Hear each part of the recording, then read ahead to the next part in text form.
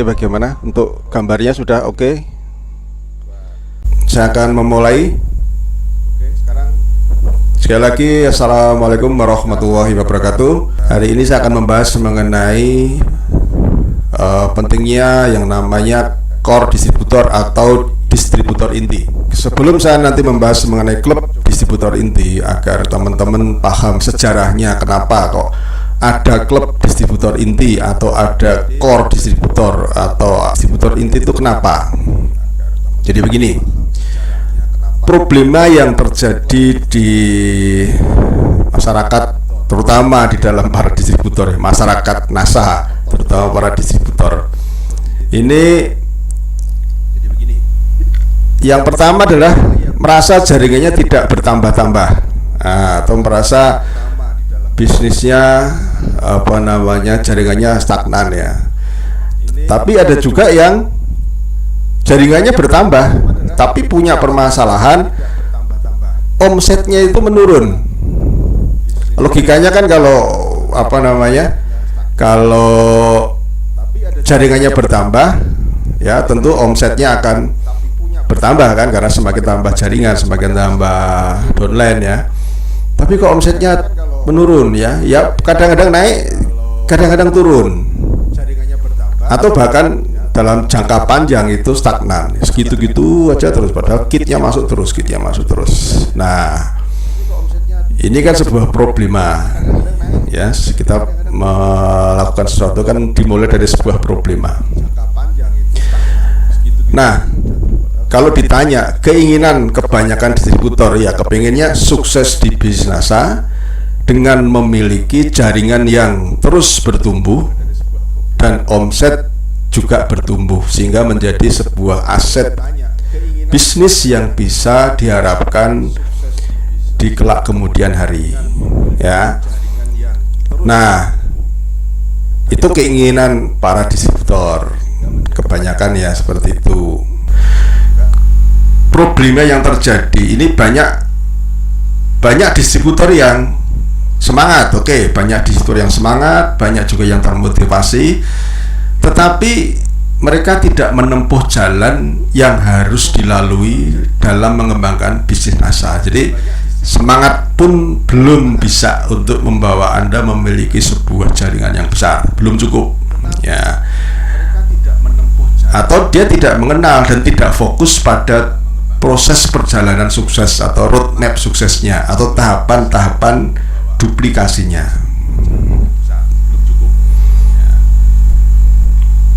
Nah,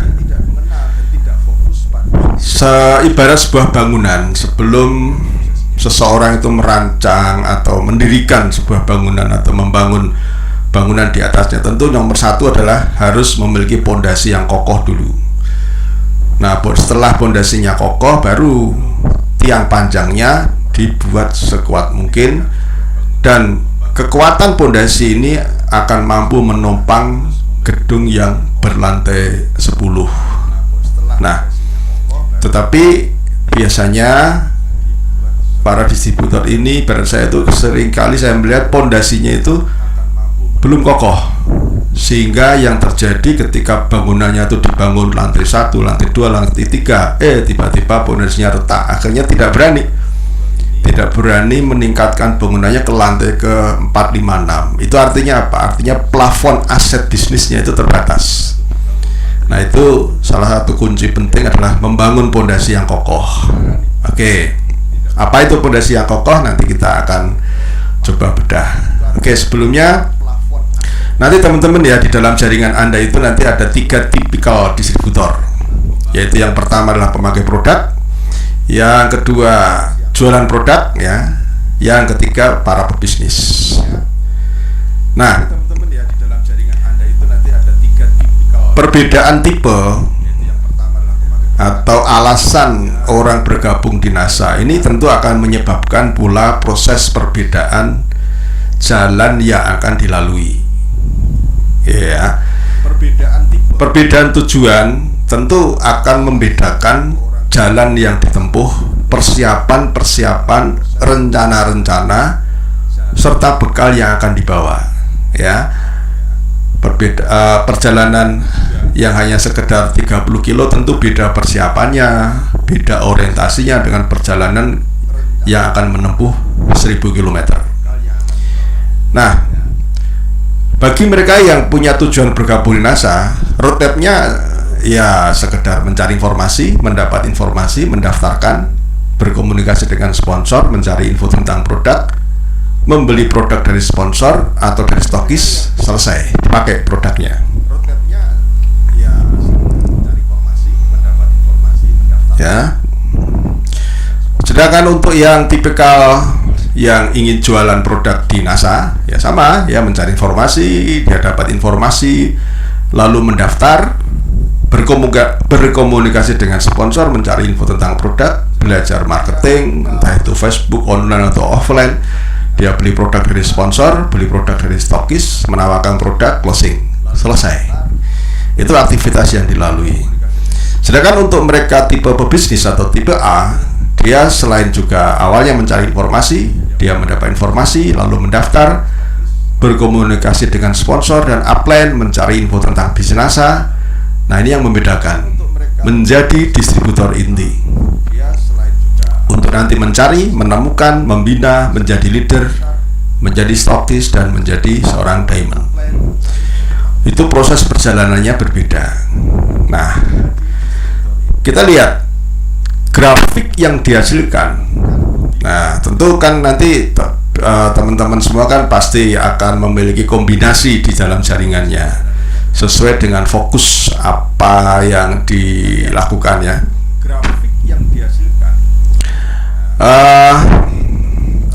Grafik yang dihasilkan ya oleh mereka yang memiliki komposisi jaringannya adalah jaringan pemakai produk dan penjual, maka terjadi seperti ini ya. Memang di awalnya langsung naik ya, begitu naik dia mulai melandai, naik turun. Kenapa turun ini? Karena jaringan yang terdiri dari para pemakai produk dan penjual produk ini Anda sendiri yang mencari, karena mereka tidak mungkin membangun jaringan. Sehingga ketika Anda semangat ya naik, Anda tidak semangat, tidak menghubungi mereka, nah sehat lagi, semangat lagi terus. Tapi endingnya pasti suatu saat akan mengecil dan landai ya, karena orang menjual itu juga terbatas waktu, terbatas tenaga. Orang pakai produk, apalagi kalau sudah pakai produk ya sudah, apalagi kalau tidak di follow up ya.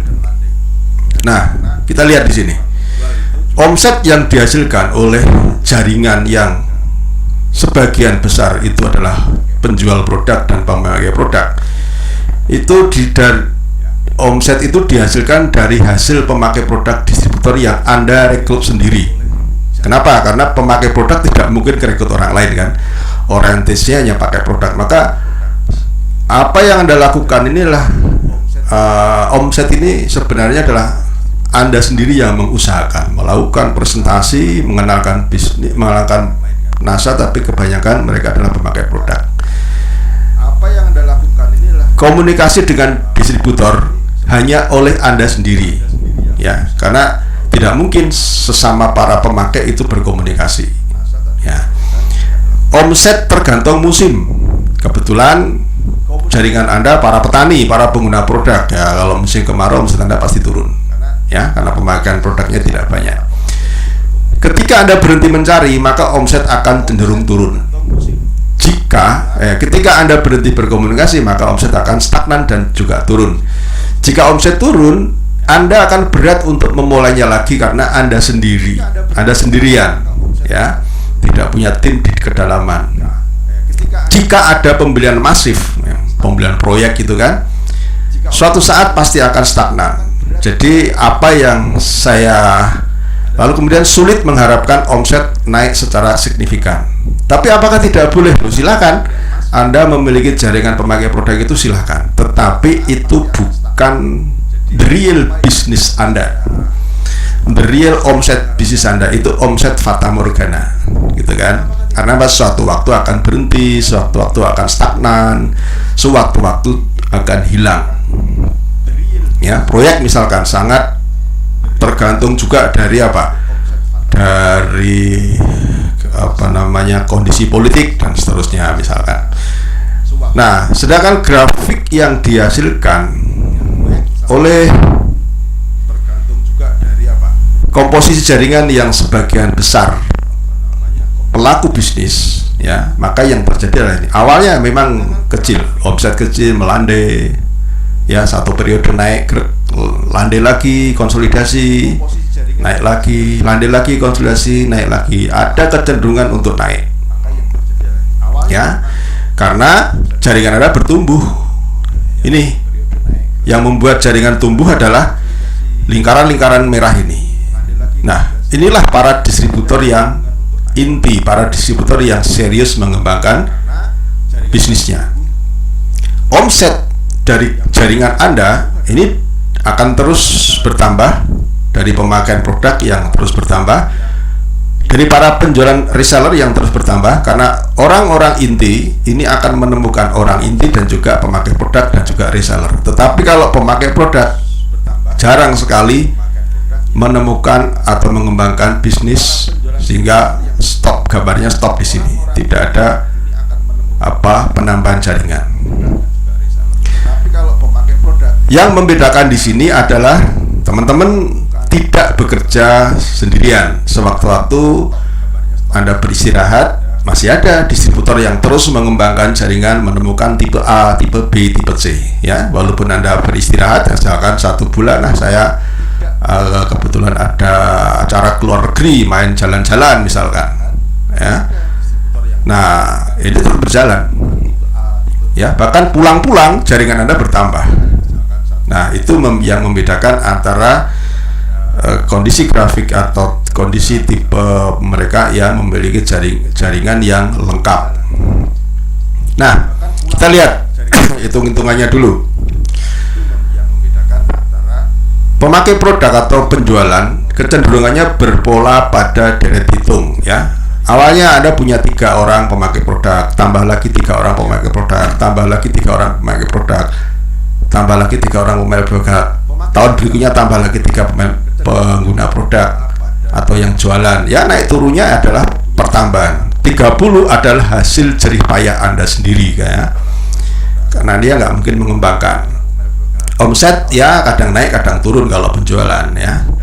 Sedangkan pemakai produk plus penjualan dari para pembangun jaringan kecenderungannya akan berpola pada deret ukur, ya, bukannya plus tapi kali 3 kali 3 kali 3 kali 3 kali 3 dan seterusnya. Anda merekrut 3 orang inti, hari berikutnya 3 orang inti masing-masing merekrut 3 orang inti terus, sehingga katakanlah per tahun, ya, setahun ini Anda 9 orang inti, ya. Yang lain jangan dihitung, pemakai produk jangan dihitung menjadi kekuatan bisnis Anda, ya. Tahun kedua 27 orang, tahun keempat 81, tahun kelima 243. Terus hingga tahun ke-9 Anda memiliki 60.000 member. Totalnya member Anda adalah 88.000, tapi itu adalah pasukan inti. Dan yang lebih penting, 88.000 pasukan inti di 6, 7, 8, 9, 10 tahun ke depan itu bukan hasil kerja sendiri. Ya, itu yang membedakan antara komposisi jaringan, ya, dari tipe A, tipe B, tipe C.